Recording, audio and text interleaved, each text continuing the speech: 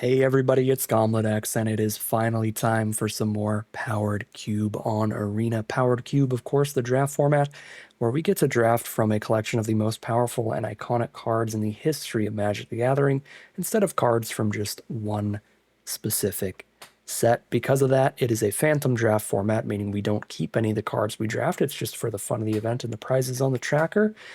But it is still a great time. And with that spiel out of the way, let's get into the draft here. As always, a bunch of incredibly powerful options to go for based on the kind of decks you like to play. If you love Reanimator or Sneak Attack, grab a Griselbrand. Quantum Riddler, if you love blue, is an excellent card for any blue deck. But there is a Philia here, which I think is really absurd in aggressive white decks, because you can shut off blockers with that flicker. You can also flicker your own cards for good value. Philia just does so much work for such little mana that I think Philia is probably the individually strongest card in that pack for Philia's mana cost. And now pick 2, Caracas, is absurd. There are so many legends in the cube nowadays because so many legends are getting printed. A lot of the strongest creatures in Magic's history are legends. As you can see in this pack alone, Sin, Leonardo, Sephiroth, Six.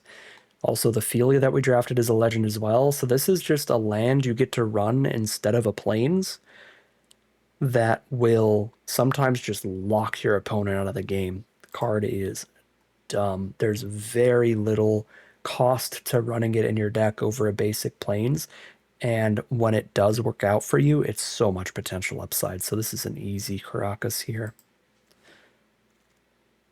Pick number 3 now. The white has dried up quite a bit. Now there's just an Ultima. The thing about Caracas is it is so strong that you can play it as a colorless land because it will just be so brutal in the right matchup. So we're not necessarily tied to our Philia. The Caracas goes into anything. So pick 3, even though like Boros is not a color pair where Sneak Attack makes much sense, Sneak Attack is still such a powerful card that I think I would like to speculate on it and maybe have a Sneak Attack draft as a different direction that we could go.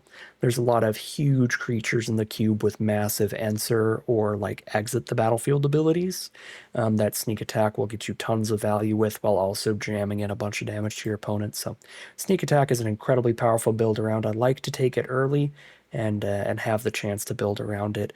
Speaking of build arounds, Narset is a card that gives you solid value no matter what.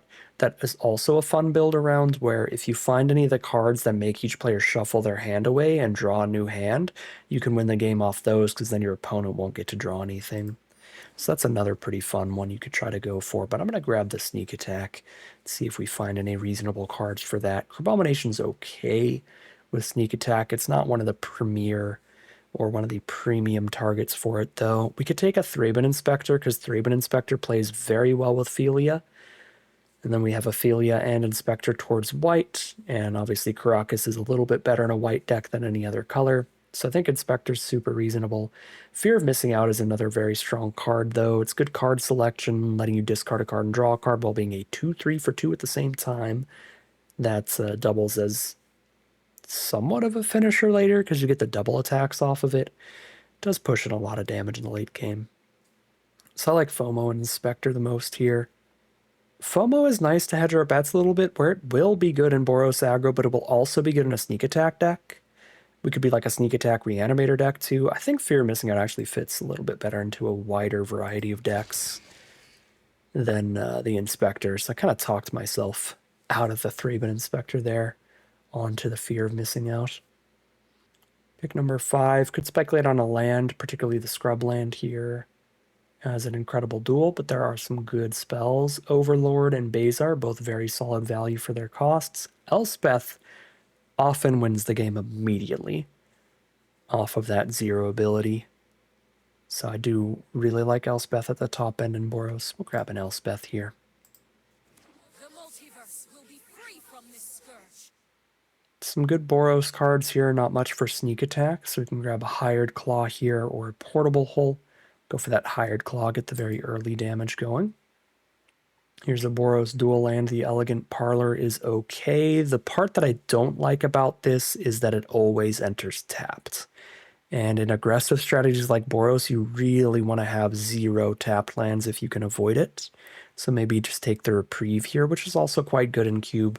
players are going to be doing some really explosive things, so even delaying those things for one turn can be the difference between winning or losing the game.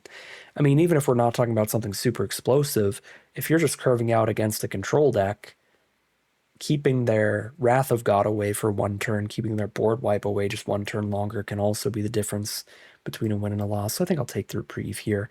Show and Tell's interesting too. We can have Show and Tell and Sneak Attack towards a blue-red Sneak and Show deck, but we haven't seen any really good targets to sneak out yet. We've got a lot of cards towards Boros, so I'd rather get deeper in that direction, I think, with the reprieve. Fabled Passage is filler fixing for anything. It's a tap land until turn 4, so it's not great for Boros. We might just take Hazaret as a finisher. Again, nothing for the sneak attack in here, really. So speculative fixing or a mediocre Boros finisher. Just grab the mediocre finisher. Pick number 9. Enduring Innocence is good card draw. Ranger Captain's also good card draw. It only draws you one card, but it guarantees you draw a card when it enters. You get a 1-drop into your hand. I think I'd actually prefer the Ranger Captain. Enduring Innocence is a little bit slow and small for the cost if you're just trying to beat down. Monastery Mentor Leonardo. Just going to default to the cheaper card. I have not played with Leonardo much. Nia's a great card. 2 mana, 2/1. You draw a card into exile when you cast her. You can only play that card as long as you control Nia, but you don't have to play it the turn after you play Nia if she manages to stick on the board. So Nia's a pretty great version of one of the red draw spells that's like an exile draw card.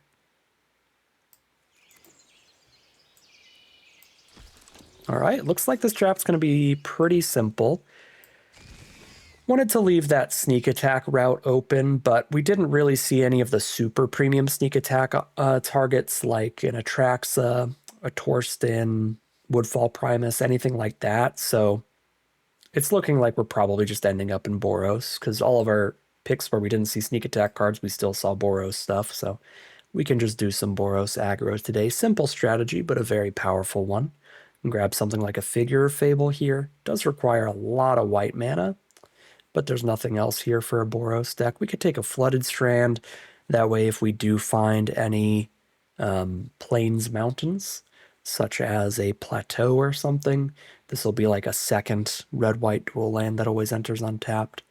So pretty close between Figure Fable and Flooded Strand. I think since we have the Ranger Captain of Eos as well, wanting us to really make sure that we've got multiple 1-mana creatures in this deck, we'll lean to the 1-mana creature. Make sure we have a few options for Ranger. Screaming Nemesis is very nice. Library of Alexandria is also very nice. Not particularly for Boros, because we're definitely a dump your hand fast kind of deck.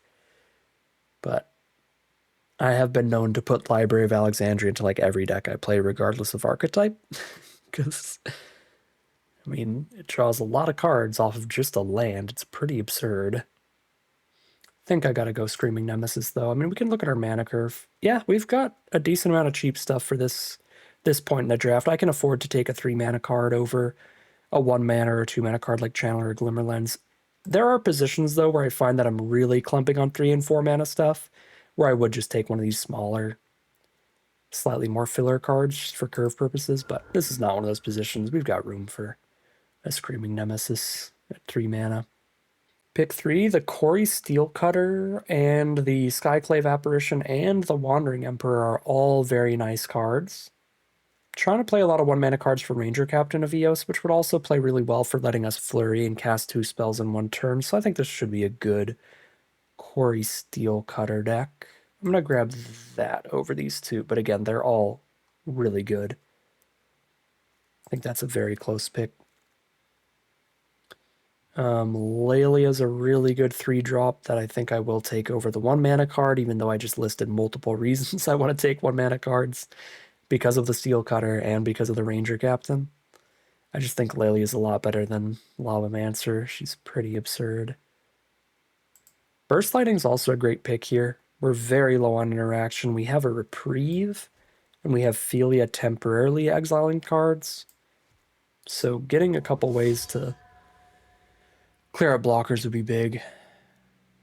Scuzzback Scrounger, Anointed Peacekeeper, Suplex Plateau. Think I'm taking Plateau here.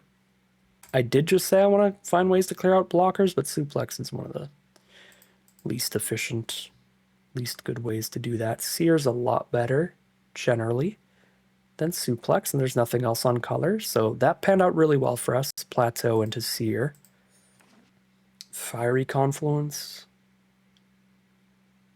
We never want to deal damage. This is just like deal 6 to our opponent. Maybe blow up some of their artifacts. I mean, 4 mana deal 6. That could be a finisher. Could just take the Leonardo, get another 1-drop. I'm just going to get more creatures. Come on in, Leonardo. This is not a good color pair for Faithless Looting. No, excellent sneak attack target. World Spine Worm has arrived. That's okay. We've got so much more towards Boros than sneak attack at this point. It's far too late.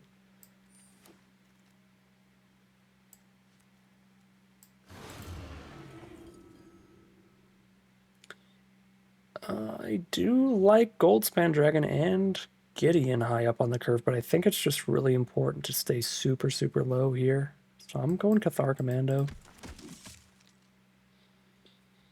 Cathar Commando also main deck Artifact Enchantment Removal, which is something. I hope you're ready to lose. That did pan out pretty well for us since we wield the Wandering Emperor. Much better to have one Cathar Commando, one Wandering Emperor than a Wandering Emperor and a Gideon have like double 4 mana Planeswalker in here. I would have been okay with a Wandering Emperor and a Goldspan Dragon, though. I think Elspeth is kind of just, thinking about it, another card that really is like just run as many 1 and 2 mana creatures as you can. That way, whenever you hit 5 mana, it's just whole board's flying, GG. So we are really, really all in on these 1 and 2 mana creatures. This looks like a perfectly solid deck. I think the only thing I'm really missing here, we could use a bit more mana fixing, some more dual lands, and a bit more removal. Like, we're fine on the creature front. We just want removal and threats. No, removal and fixing. We have the threats. What am I saying?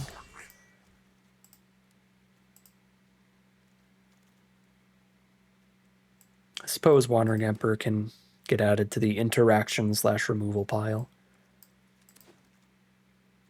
Okay, Mana Crypt. I mean, we can't really pass a Mana Crypt, can we? If there was a time that we could, it might be here for Solitude, because Solitude gives us more removal. We can cast it for free. It's also another creature if we do have the 5 mana. Solitude does look really good for this deck, but I mean, it's Mana Crypt. The acceleration is absurd. We don't have a massive amount of generic or colorless mana symbols in our cards, but just the off chance of ever just mountain Mana Crypt Screaming Nemesis is wild stuff. It plays really well with the Quarry Steel Cutter as well. Now we want like 3 mana cards with double colorless in them, like Cosmogrand Zenith here, over like double white and ones like Ranger Captain. That way I can turn 1 Cosmogrand Zenith. I think I'm taking the Zenith for that reason. It just plays super, super well with the Crypt. The Crypt also helps us double spell pretty easily, and we're a good deck at double spelling in the first place. We're playing a lot of 1 and 2 mana cards too, so this looks like a really good Zenith deck. So we're like Boros double spell, the archetype. Take a Mother of Runes at 1 mana, or a Tersa, or a Touch the Spirit Realm that can be ran out early by the Mana Crypt. I'm interested in the Touch the Spirit Realm with how low we are on interaction still. That might be the best pick here. I mean, a Glorybringer's removal as well. It's quite expensive, but it is more interaction. I'm going to give me a piece of removal. Come on in, Touch the Spirit Realm. It's a Fire Blast. Double Mountain's a little rough. It's Overlord to top off the curve, or the Fire Blast. I guess Lion Sash is okay. A little slow. think I'll just top off with an Overlord. Sage of the Skies, absolutely beautiful with Mana Crypt. Turn 1, Plains, Mana Crypt, Sage of the Skies. You have 2/2/3 flying lifelinks. Good luck. Have fun. Pick number 6. This is not a Mana Vault deck. And play a Legend to top off our curve as well. Probably will cut some amount of these 4s and 5s, though.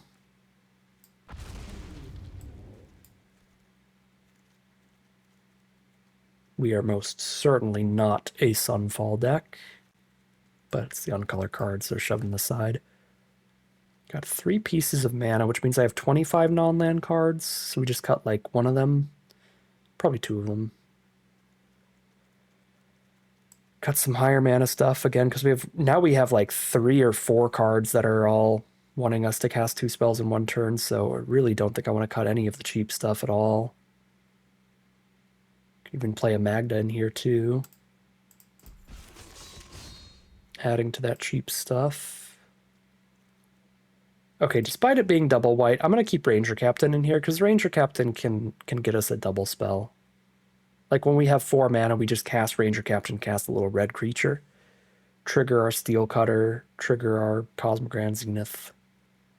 That kind of stuff. I might drop the Hazarets. Nurturing Pixie is another card that can double spell for us really easily. Or just be a flyer. Wheel the Tursa. I'm actually going to take the Glorybringer over the Tursa. Been saying so much about how I want to lower this curve, but Glorybringer adds to our removal, which is low. Even if it is really expensive removal. It helps out there. I guess the Legend of Yang Chen does too. Yeah, no, I should run that too. Drop Beza and Hazaret first. And then we still need to cut like 2 more cards, I think. Maybe 1, 2 and 3 mana card. Yeah, we have 44 non-land cards, but that's including a Mana Crypt. So we have essentially 18 lands right now, which we definitely don't want. We'll cut one of them immediately. So 3 cuts. I could cut 1 land and 2 spells, or cut 3 spells. I don't think we're a super good Grim Lavamancer deck, because we don't have a lot of instants or sorceries, which are the easiest cards to put into your graveyard. We have a lot of permanents, so I don't think we're great at using Lavamancer, but I also don't want to cut down very much on the cheap cards, so this might be the only cut there out of the 1s and 2s. If I cut another card, it's probably Scrounger. And then at 3 mana, I love all of these cards, but that's a lot of 3s. That's a lot of 3s.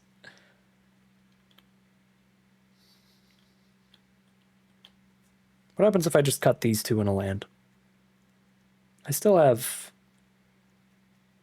9 creatures that cost 2 or less, and a Quarry Steel Cutter.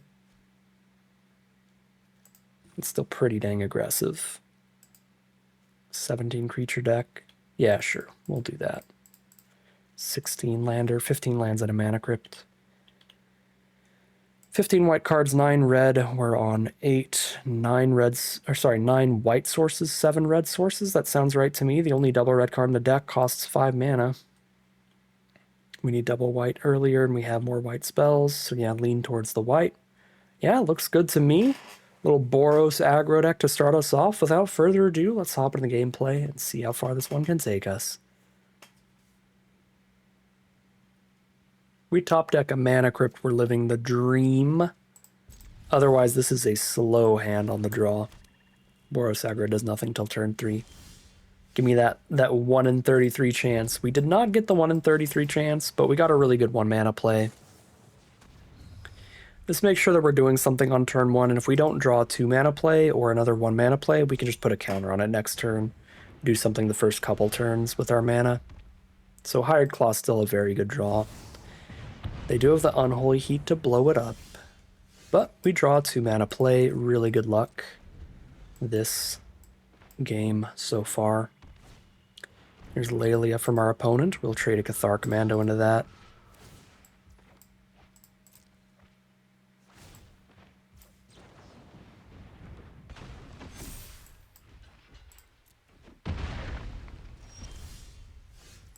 Drop our own Lelia.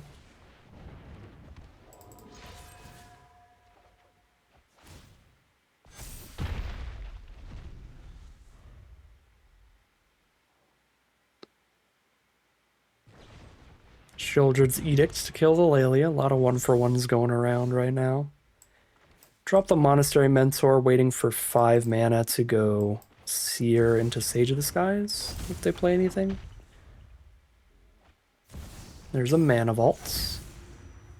By play anything, I meant play something I can seer. I can't seer a Mana Vault. I can't seer an indestructible card like a Hazoret either, but I can exile it with the Legend of Yang Chen. Pre-combat for the prowess.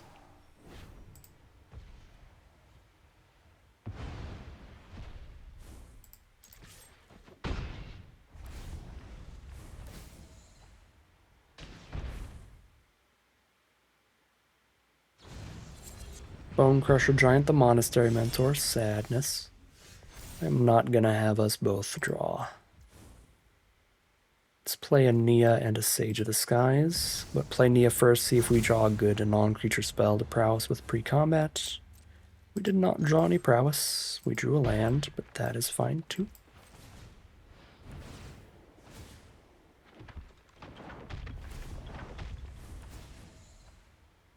That Mana Vault is shooting them in the face. Very helpful for us.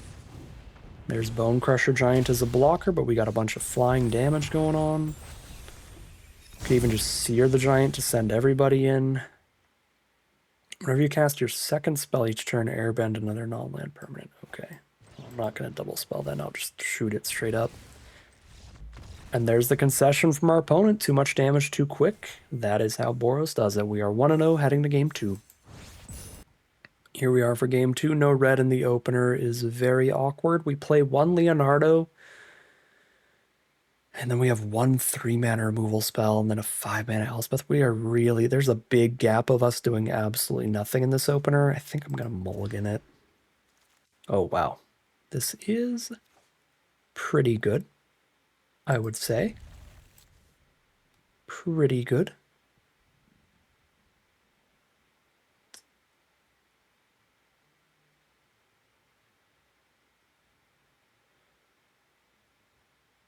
Get rid of the Figure Fable here.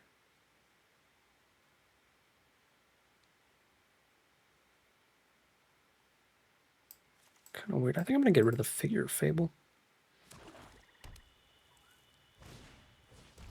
No. Couldn't have been on the play. We're on the draw, so they get to Inquisition of Kozilek away the Mana Crypt and just stop that nonsense. That is super rough. It's actually just a massive difference in how this game plays out if we're on the play versus on the draw. Man, we hit the Sage of the Skies too. That is so much harder to do something with without the Crypt. That was a really good Inquisition for our opponent. Let's reprieve. We gotta draw lands, so we're doing this really to dig deeper and try to draw mana. There we go.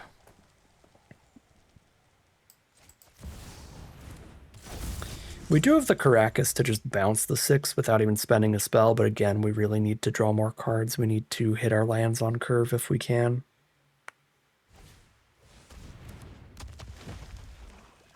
Like, if all they do is play 6 again, we can just bounce it. That's fine.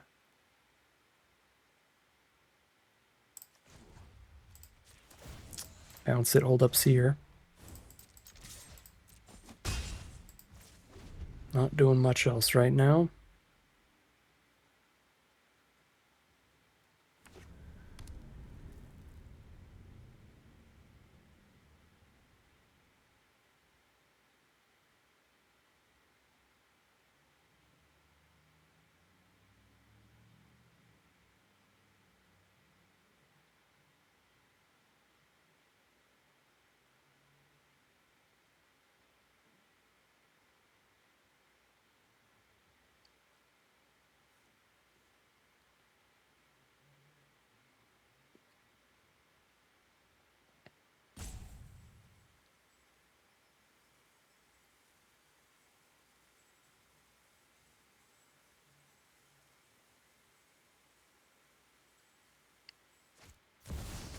Grist the Hunger Tide.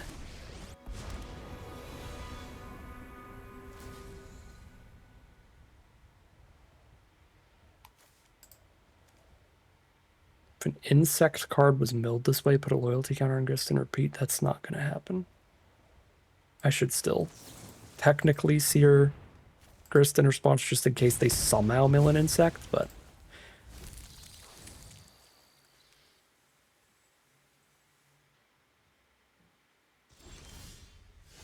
Quarry Steel Cutter. Okay. At least I can cast that and hold up the Caracas.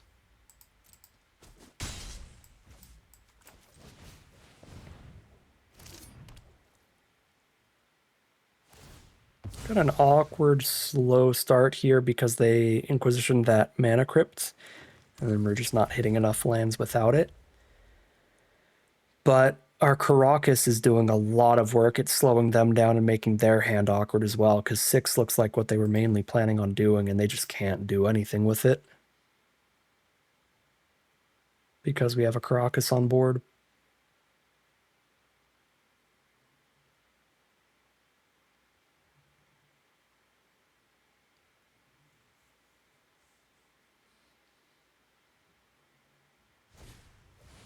Replay the 6. They do get to retrace a Bowmasters, which is pretty good.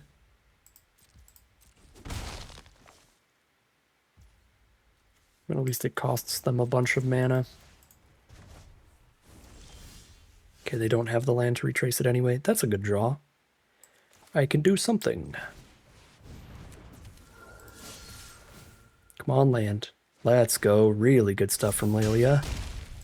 I don't get to have Caracas up because I had to tap out to play the Lelia, but that's so worth it to draw our 4th land.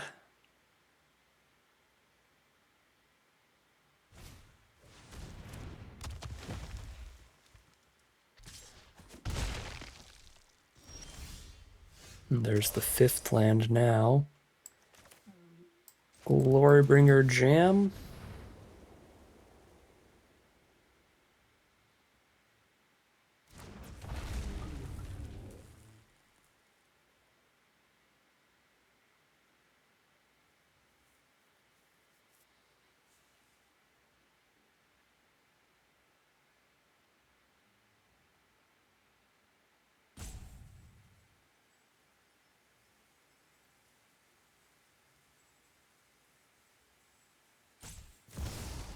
Dismember the Glorybringer so we can't kill 6 with it.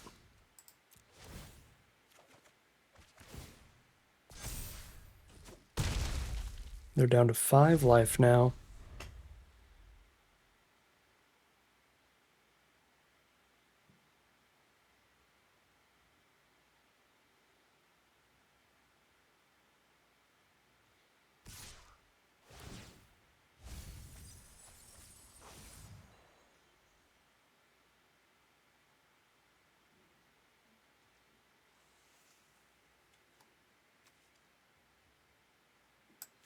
Okay, thank goodness 6 only retraces non-land permanents. Because if we could do sorceries, like, we could absolutely lose to a natural order here. Sacrifice their pest token and pull out an Atraxa or something. I guess I've got the Touch the Spirit Realm, though, to get it out of the way and just hit for the last 2 points of damage. But depending on what Atraxa would draw, they would still have a chance. Blow up the Lelia.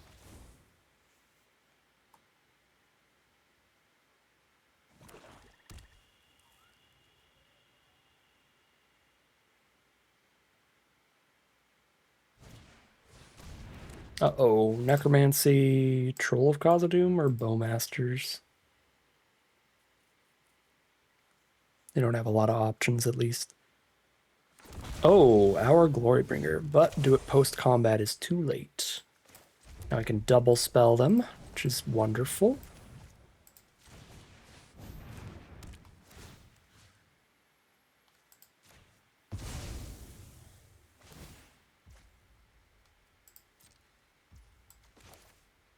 Triggers the Steel Cutter. I want this to resolve and then put counters on it. Yeah, and that'll be... Wait, what? Just trying to have Steel Cutter give me the creature first.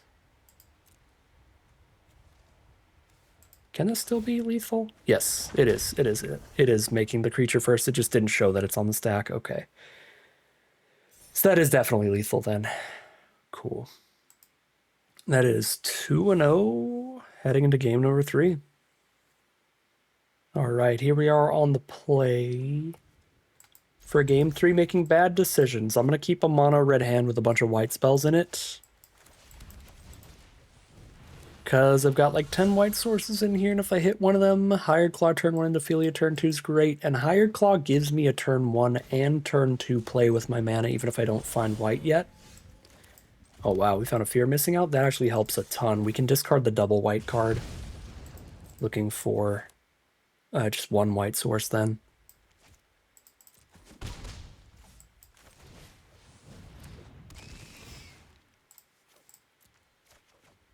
Perfect.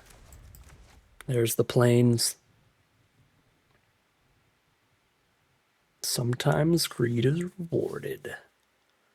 Sometimes you just lose this game hard. They are a green deck. They could go strip mine my plains, but you know, that would be a problem regardless. If they're a green strip mine recursion deck.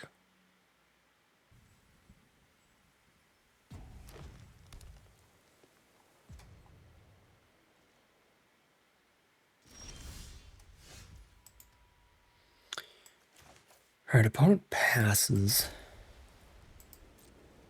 Just jam. Just jamming and flashing an Ophelia, or am I playing it mana efficient here?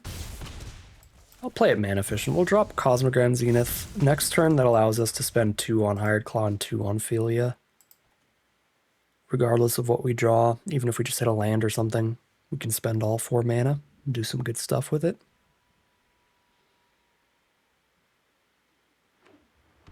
Green, blue. Opponent has found their second color.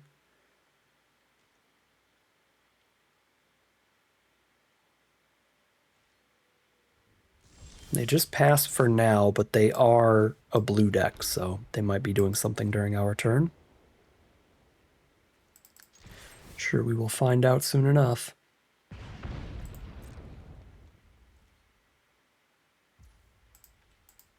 All right. We did just draw a land, so we're just going to curve out exactly how planned. This has been a very mana-efficient game. We've used every point of mana every turn, while our opponent has missed on some early plays, and that means we just got a bunch of pressure on them. There is an instant here. Consult the star charts. They get to look at the top 3 cards and put 1 into their hand, because they have 3 lands on the board.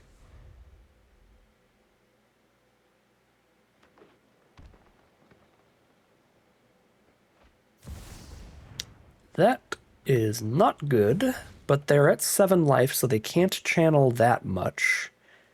Channel, very scary if you play it before you've taken damage, then you can spend 15 and play an Emrakul, get an extra turn. But when they're down to 7, it's going to be harder. They can play a Vaultborn Tyrant, which then gains back some of the life, but Ophelia should be able to win this game by exiling the Tyrant as a blocker, and then we just have a lethal swing. Because they don't get it back till the end step, and this triggers when it dies, not when it leaves the battlefield. So there's the concession from our opponent, and we are 3-0. Excuse me. Heading into game number 4.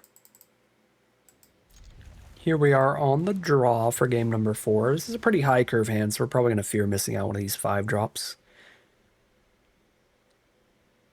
I might ditch the Glorybringer here if we draw creatures to curve out with. Just play a creature every turn and then Elspeth them to death as a plan.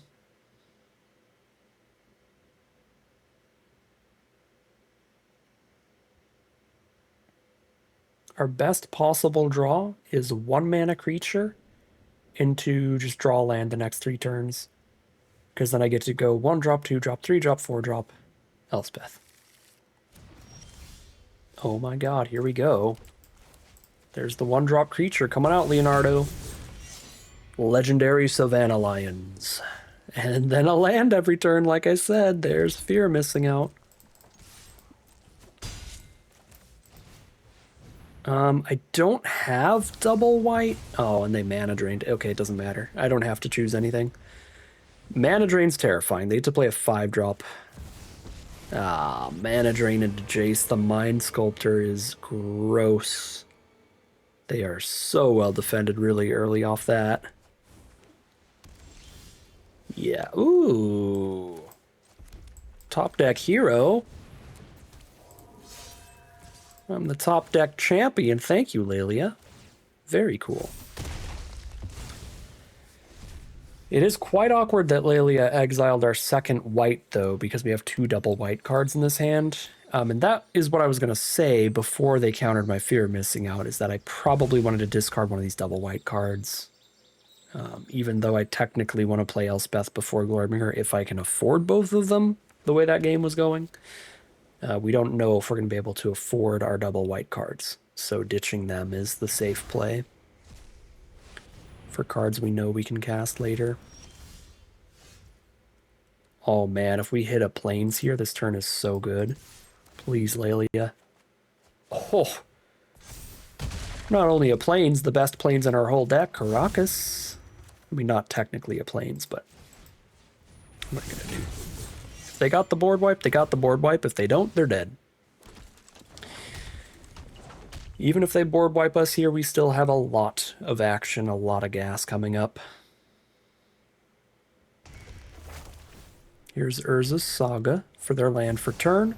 There's Solitude for 1 removal spell and 1 blocker. That is not a board wipe. We draw into the Mana Crypt, so I could play Glorybringer here.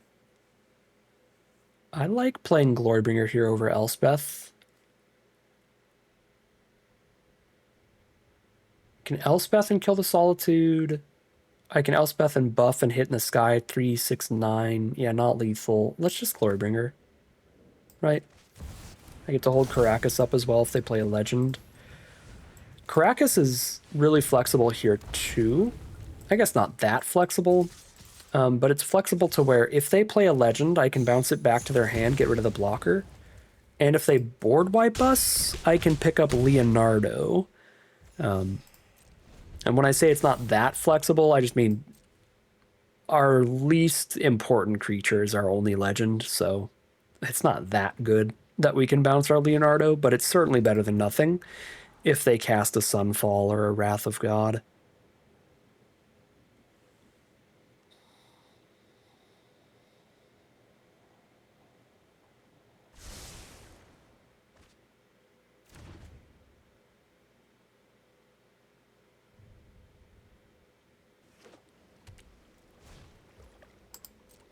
Mox Ruby, they've certainly got some great cards in there. Are they enough to not die? Well, Parallax Wave certainly is. Parallax Wave is a wild card. They can exile 4 of our creatures. They will come back once this runs out of counters. Or the turn after it runs out of counters. So basically they get to exile our whole board for like a turn and a half.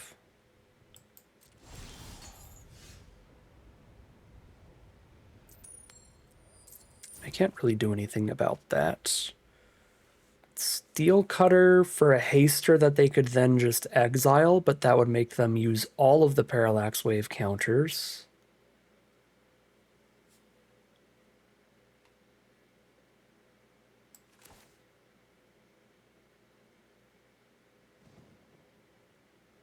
Yeah, I think we do that over these Planeswalkers.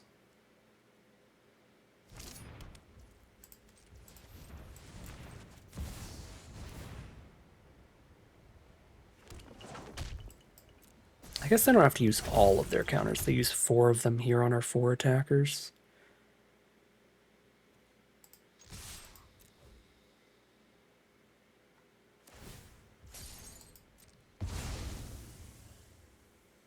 And they certainly get rid of the tokens, but then they have to get rid of 1 of the non-tokens at least.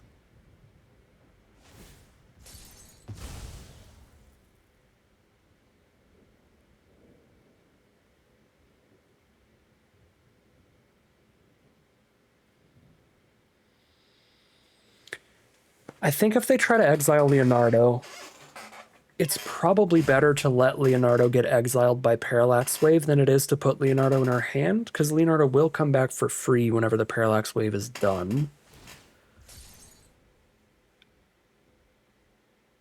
I mean, I guess with a Quarry Steel Cutter on board, a 1-drop helps us double spell, but I would need triple white to cast Leonardo alongside these two cards. So I don't think I'm supposed to bounce this Leonardo, because we have no guarantee we're getting triple white. And if we don't get triple white, then Leonardo's just going to be stuck in our hand when we're casting Planeswalkers instead.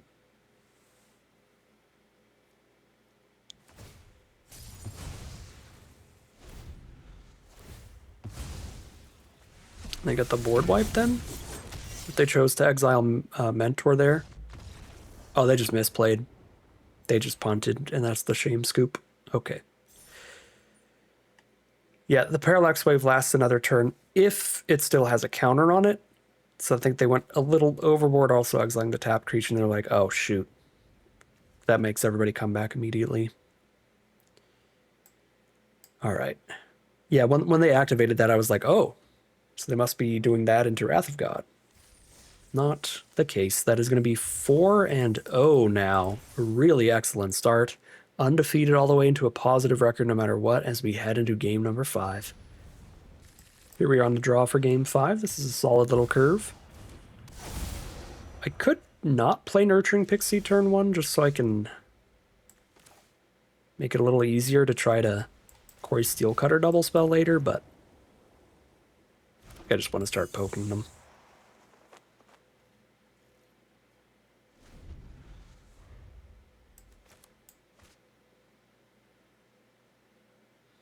Probably Pixie into Fear of Missing Out into Mentor, and then 2 2-mana cards on turn 4 to trigger that Steel Cutter. Playing against mono black so far. Fear of Missing Out. I do not know what I want to discard to this Fear of Missing Out, because Overload of the Mistmoors into Elspeth is pretty good. I might actually get rid of the Steel Cutter here. There's no guarantee we draw another 2-mana card to go alongside it. So our curve now could just be Fear of Missing Out, Mentor, Overlord. Although we do have that issue of not having a second white source, so keeping 2 different double white cards in hand is definitely risky. But, you know, I'm taking the risk. Oh god, we hit a 3rd red source. Bitter Bloom Bearer. That is an excellent, excellent card. They get a 1/1 fairy every single turn. It costs them life to do so. But worst case scenario, they can chump block with those fairies and they're taking less damage than if they had not got them. And best case scenario, they hit something like Blood Artist that gains them all the life back and keeps draining us when those tokens are dying. That is incredibly bad for us.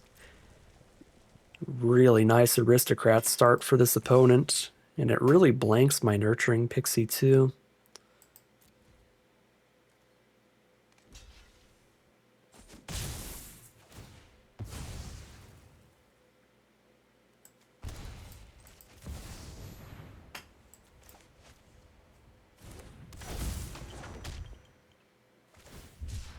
Plain Cycling Eagles of the North buffs up the Moon Shadow.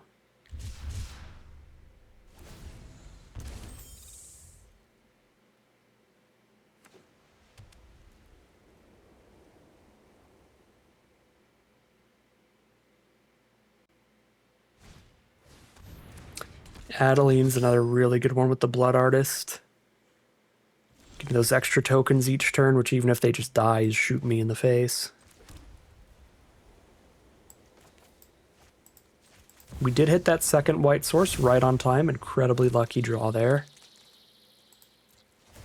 Really, really happy to see that, because now we are just Overlord into Elspething.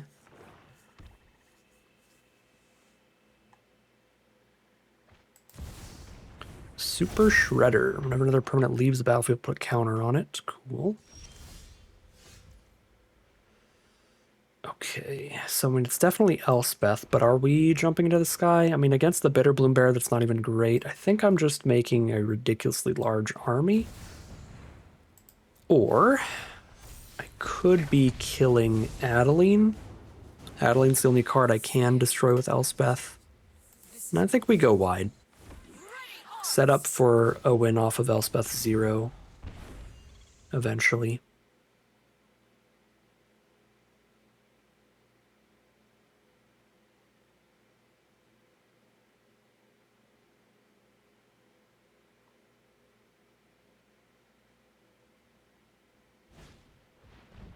Staff of the Storyteller can draw a lot of cards with the amount of tokens that they can make. It's going to be a card every single turn off the bearer.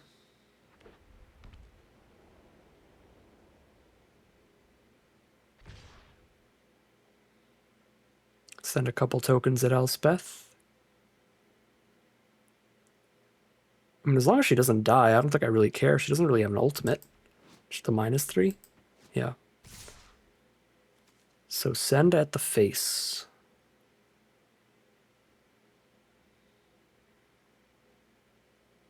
They have 3 flying blockers. They have 3 flying blockers. If they block FOMO, Mentor, and a 2/1, they take 1, 2, 3, 4, 5, 6, 7, 8, 9, 10, 11. Not lethal yet. Oh yeah, the Adeline token's drawing them cards too. Very nice.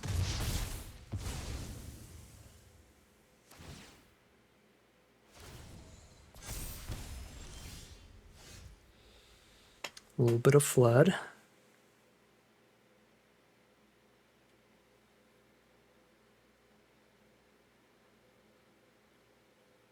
If I survive one more turn and still have Elspeth out, I can just get the tokens and then next turn it's definitely lethal. Right? 1, 2, 3, 4, 5, 6, 7, 8, 9, 10, 11 attackers. 1, 2, 3, 4, 5 blockers. 6 get through for at least 2 damage. That's 12. That's not definitely lethal still.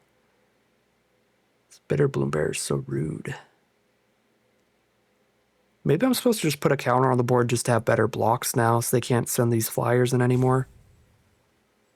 I think that makes sense. Let's just get the buff and then just not even attack.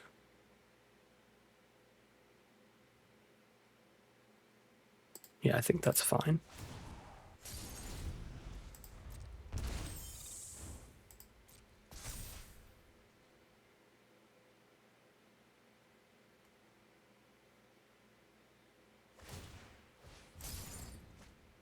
I have no idea who's going to win this game. It's really close with the Blood Artist shenanigans.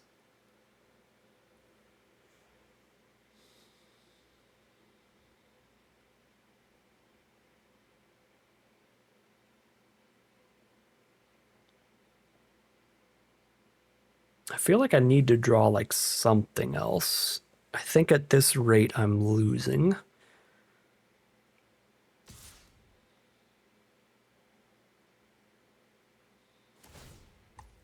They're gonna drain me for a couple again.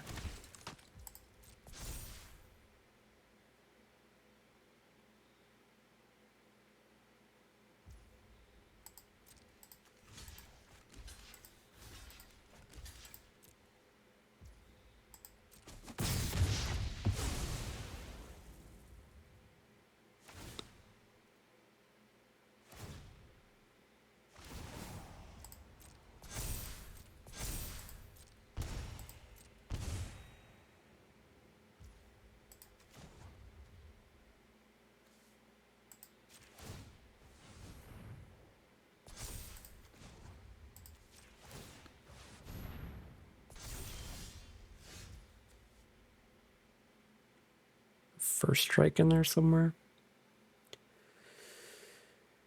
1, 2, 3, 4, 5 blockers. 1, 2, 3, 4, 5, 6, 7, 8, 9. 4 creatures get in. It's just not lethal, and then their crackback is super lethal.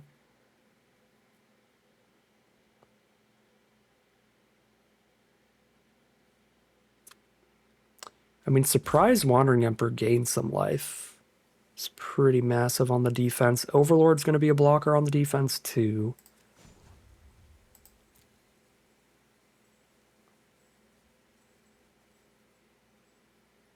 Maybe this is jump into the sky again, send a little bit in.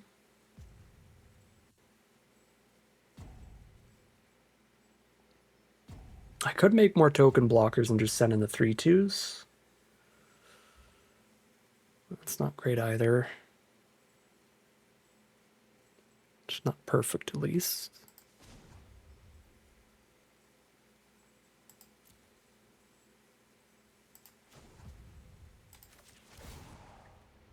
Let's get the blockers again. Rise and seize your destiny!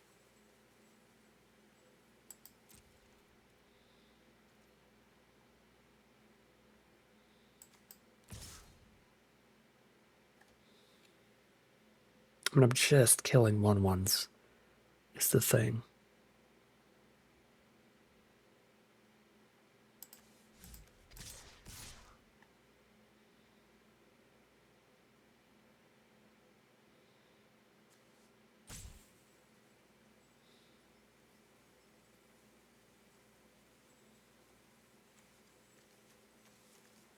Two, three, four, five. 1, 2, 3, 4, 5, 6, 7, 8, 9, 10, 11, 12. Yeah, it's not going to be lethal. I get drained a bunch. They crack back with an Adeline and stuff.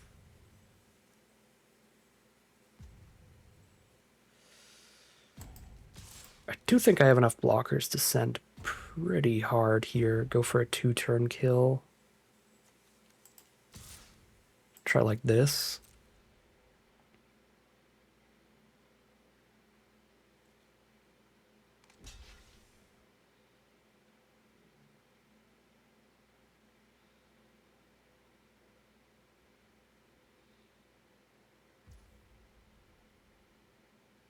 Two, 3, 4, 5, 6, 7, 8, 9, 10, 11, 12, 13, 14.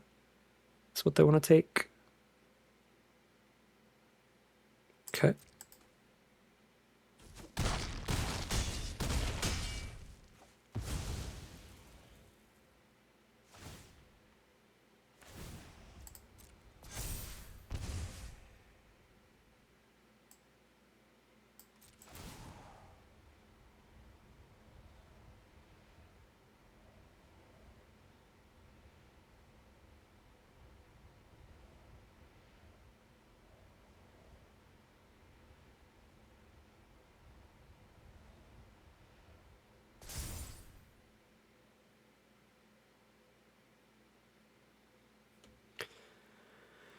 So, Wandering Emperor, we can exile one of their tapped creatures and gain 2 while getting a Monastery Mentor trigger to get another 2 blockers because Elspeth doubles the tokens. Or we could play Wandering Emperor, getting 2 tokens from Monastery Mentor and 2 tokens from Wandering Emperor.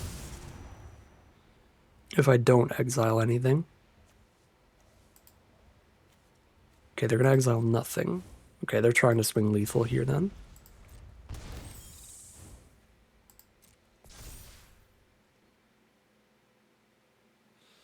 So I get 2 blockers and kill one of their creatures, or I get 4 blockers.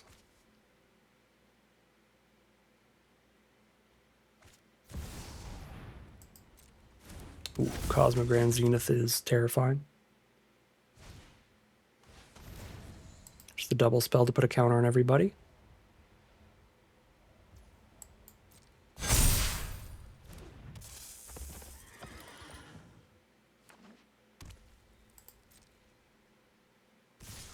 I have 4 flying blockers. They have 1, 2, 3, 4 flying attackers. Okay, I certainly have the win if I just make 4 tokens.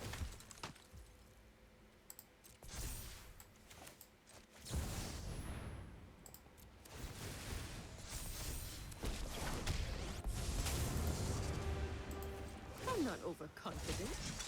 Yet we must protect the people.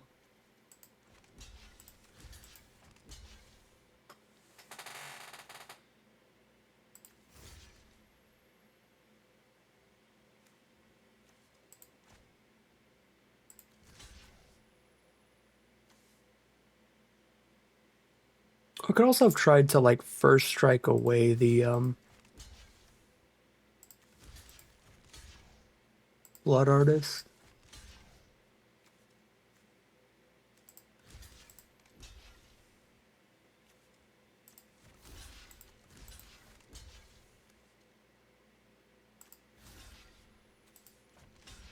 I don't know if I blocked right here.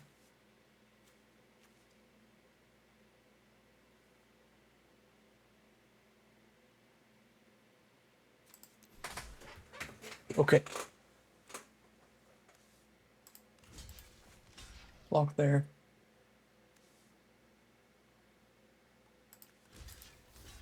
Block there.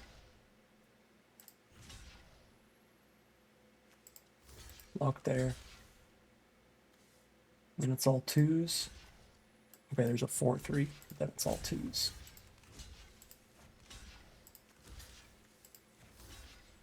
I think I did this wrong. I might have needed to exile a creature. I don't know, let's see. I think this is enough creatures dying that I'm dead.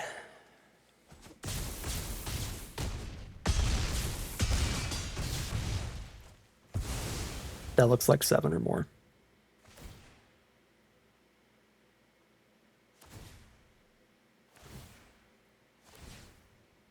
5, 6, 7, 8, 9. What if I exiled Blood Artist and gained 2? Would that even be enough? I'd have 2 less blockers. It probably would have been enough. Okay. I guess I needed to exile Blood Artist, but it is what it is. That was a ridiculously complicated board state throughout that game. Definitely a winnable one, but whatever. 4-1 heading into game number 6. All right, here we are on the draw for game number 6. Great opening hand here. Let's get that Hired Claw out first. It hits harder by itself.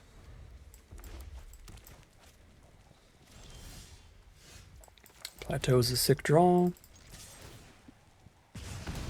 Just gonna juice up the Hired Claw here rather than holding up Seer. I mean, I could play Figure Fable or Quarry Steelcutter, but I can play them both together to get the double spell trigger next turn, which feels better to me. They draw a card if I Seer the Surrock, but also Surrock's annoying, so I don't mind it. What if I just run in a Screaming Nemesis? I could run in a Hired Claw and just trade Hired Claw into it. That's also fine.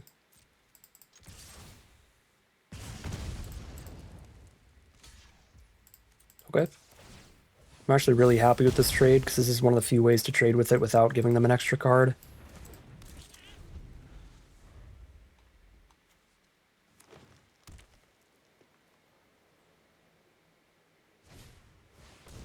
Yuffie, no artifacts on our board. Things lined up really well the way that we decided to curve out. That we did not play Steel Cutter yet. Which you can play now. I mean, I don't really need to sear the Yuffie, but just get the blocker out of the way and get damage in. It's fine.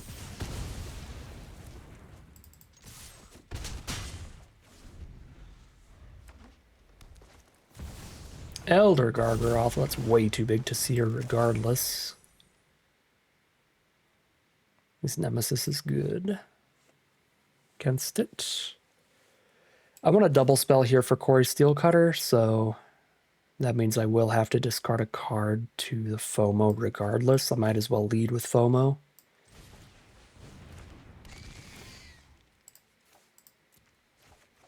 See if that changes my plan. Leonardo, does that change my plan? No, Screaming Nemesis is absolutely the best card here right now.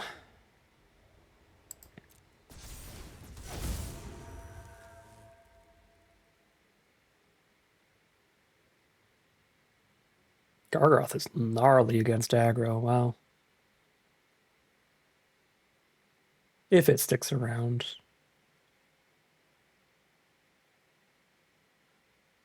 Yeah, they get really, really good things done if they... So it's not worth attacking with anybody but Screaming Nemesis. The question is it worth attacking with Nemesis or just holding it back? Because then I deal 3 to it, it tramples over, but the 3 that's dealt to Nemesis gets dealt back to Gargaroth. We do kill it. I feel like I do attack here. I think there's just a lot of ways they could kill the Nemesis on their turn anyway. Or buff the Gargaroth. Oh, Lord. I feel like they pre-sideboarded. Their deck is really good against ours. Yuffie's also really good against ours. Like, really good against Quarry Steelcutter. That just didn't happen to line up well there. Yeah, this looks like Just a terrible matchup. If Reprieve were in the opener on the Gargroth, it would have been quite good, but doesn't really do anything here.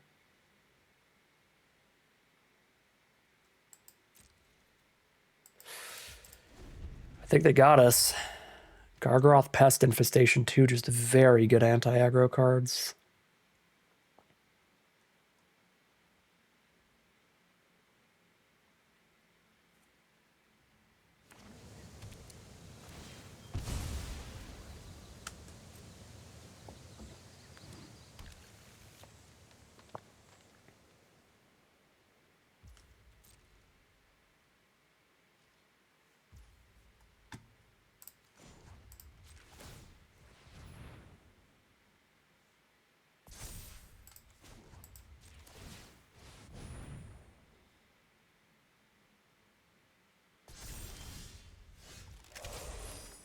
Gargroth's not a legend.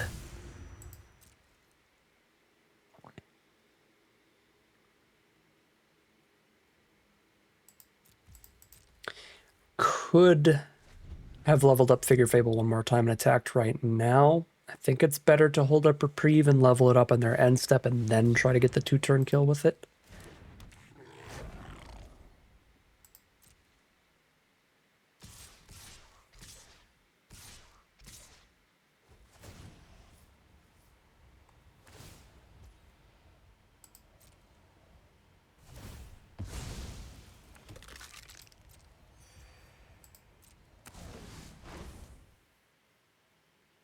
Please, no interaction. Let's see what happens here.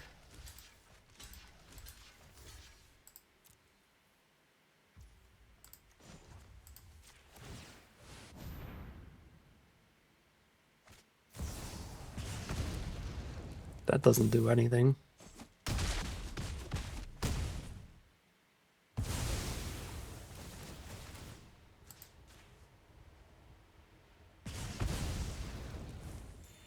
I think they did not notice we were going to have protection from everything in the end, and that wins us the game. That was lucky.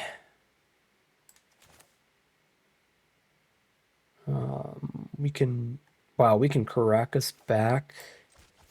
Raphelos. And Exile Gut. They just have literally nothing now. What do they do with the Shifting Woodland?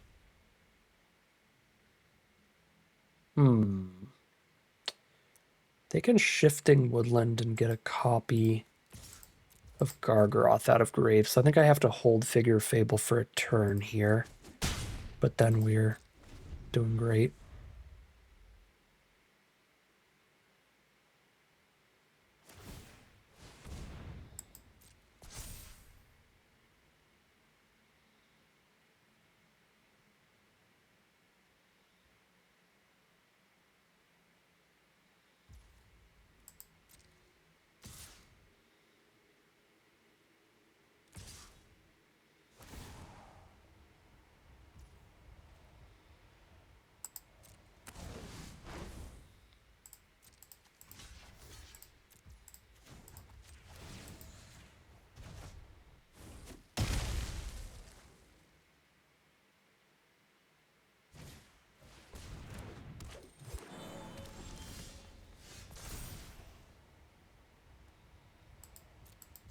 Will not do the card draw. Let's get the +1/+1 counters, and then they're dead, I believe. Yeah, no matter what they do, because we have a Reprieve up too. They block and take exactly 10, because Nemesis shoots them for the 2. That is not at all how I expected that game to go. The Gargaroth into Pest Infestation was really, really good blocking stuff there, but Figure Fable really turned it back around for us. That is now 5-1, heading into game number 7. Another mono red opener here. I mean, we've got Hired Claw into Nia. Nia's digging another card deeper towards Plains. And these are our first 2 turns, the most important turns to have stuff to do in aggro in general, but also in your opening hand.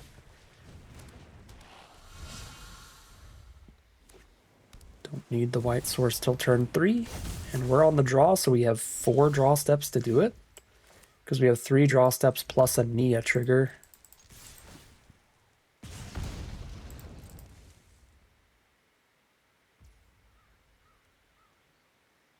I'm a little tempted to just buff Hired Claw here. I don't want to be in a position where I cast Nia and then they untap and kill her while I have an exiled land under her. I think the most important cards to cast off Nia right now are lands. So if I end up playing Nia next turn and they kill her before land, that's fine. We just got moxed into Sheoldred with a Jace on board to get the extra life. Turn 3 Sheoldred on the play. Also very, very good against aggro. So much life gain. We did find the planes right on time at least. But I don't know how we are beating this Sheoldred here.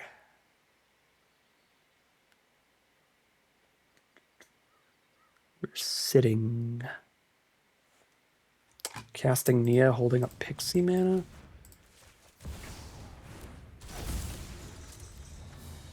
Just did a land. I guess we're playing a Pixie.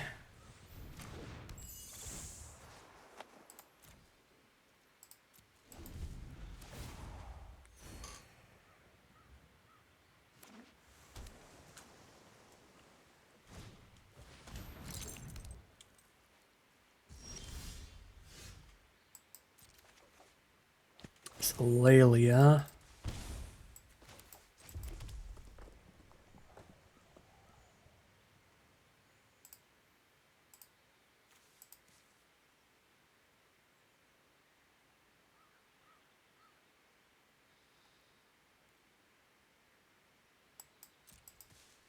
Lelia's just not attacking here, so...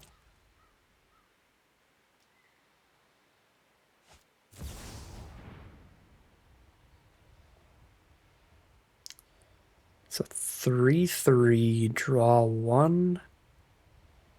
I don't hate that, but I need to draw stuff enough to reprieve here.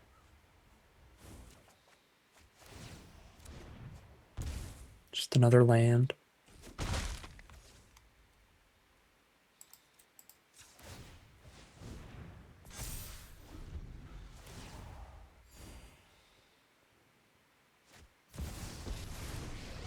There's Teferi.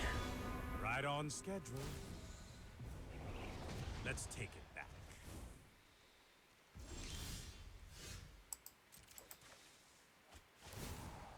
Okay, there we go.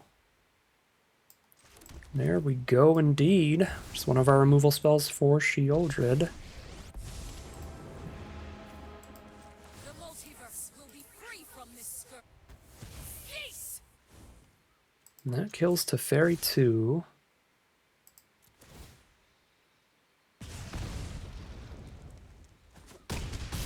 Now, That was huge. That was a massive draw.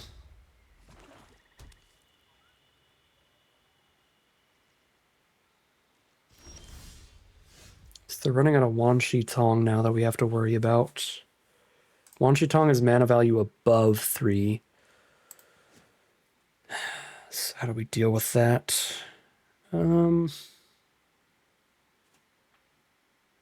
Just cast an Overlord of the Mistmoors post-combat after they tap out, in case this card's a counter, because if they counter the Overlord, I'm real sad. But getting 4 flyers off of it is going to be more than enough. Yeah, I'll let them kill a Hired Claw here. Ping for 3. Make sure they're tapped out, and then we can do our thing. I could also... I mean, Sage of the Skies is double lifelinking token, which is fine too.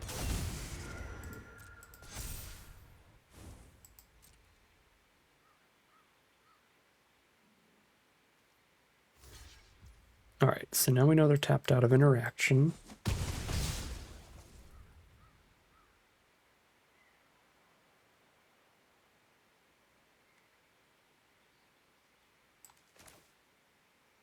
I think the play's Overlord.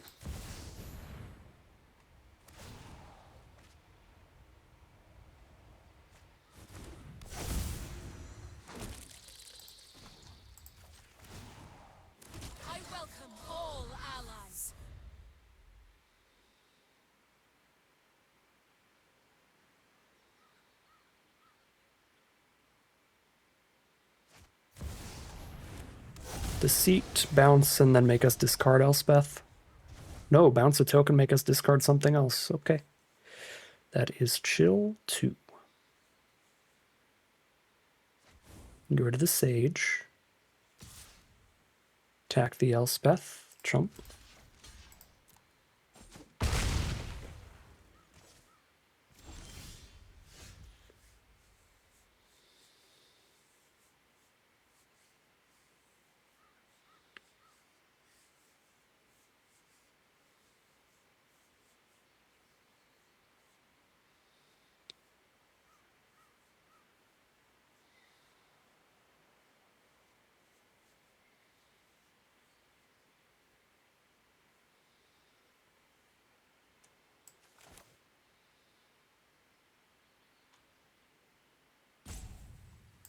I'm gonna go Mentor Cathar Commando and just buff everyone now.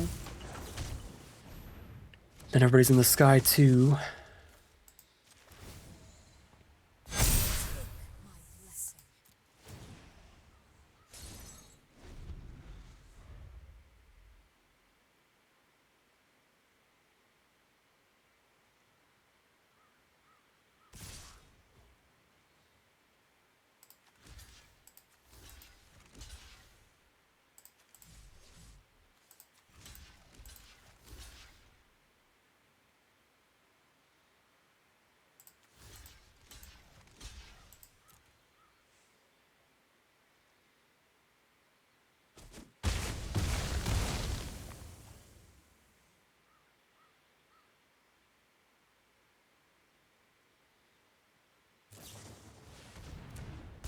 Enduring Curiosity, Preacher of the Schism. Elspeth just gonna run away with it again? Because here's all these token triggers with Elspeth. Get the double Steel Cutter tokens too. Jesus.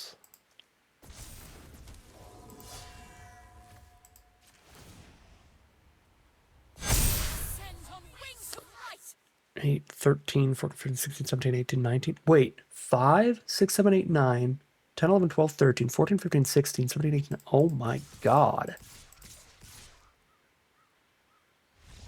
Jesus, Elspeth is so dumb. I think I took her pretty highly, but she's been playing absolutely nutty in these games. That is 6-1. We made it all the way to the final battle. Win or lose, we have 2 attempts at this. So if we lose, then this is not the final game of Magic, but what a run here. 6-1, heading to the final boss with 2 rounds in the chamber. Mono white hand this time around, desperate to draw the mountains to curve out well. We don't have a double spell for the Sage either. Think we mull this. Alright. Arena, you just do what you're going to do to me. We'll just get a second mono white hand in a row and have to keep this one, basically. This one has 3 castable spells if we don't hit the secondary color. The first one only had 2. But it's pretty rough luck to start us off. There's the red source, that's something. We are starting this game down a card, but everything's castable.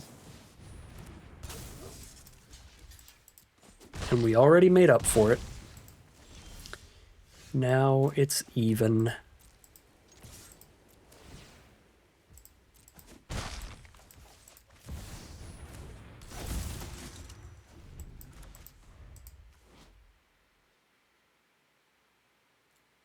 Oh, I should have played Zenith pre-combat. I totally forgot because of how strong Philia is that Philia gets counters if you flicker your own card. You don't even need good enter effects to make flickering your own cards valuable with Philia. Very interesting. Dang, just a land. Okay. Still flicker that. They should have been at 11 here. We should have had a counter on Philia. That's my bad. Another land. There's a Nadu that we can clear out with Touch the Spirit Realm. Oh, we can't because lightning reefs. Uh-oh, there's the Bristly Bill. Triggers Nadu every time they play a land. That's a scary combo.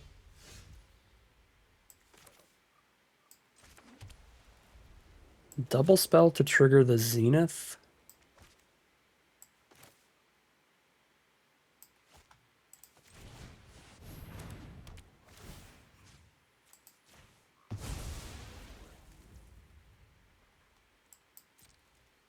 One, two, three, four, five, six, seven.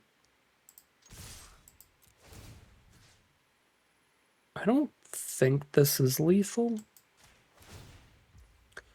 But it's pretty good. I could also exile Touch the Spirit Realm so it comes back and exiles Nadu. That's probably actually better. But this is more immediate damage, which is exciting. Okay, they're over it regardless. They are over it regardless. That is our final victory. That is a 7-1 run.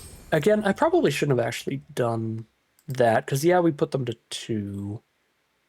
But they will get Nadu back in the end step and then untap with 4 open mana. Yeah, I could just hit slightly less hard. Like they could block a 3/5 with Nadu, take 7, and then the flickered Touch the Spirit Realm kills the Nadu, and feel like gets a counter in the end step. All right.